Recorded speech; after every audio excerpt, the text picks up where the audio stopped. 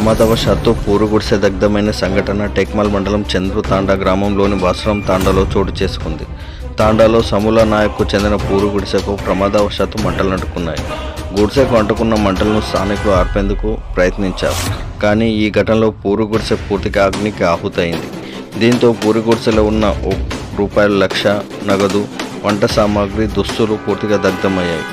వ్యవసాయ కూలీగా పనులు చేసుకుంటూ తన కుటుంబాన్ని పోషించుకుంటున్నాడు ఇతను.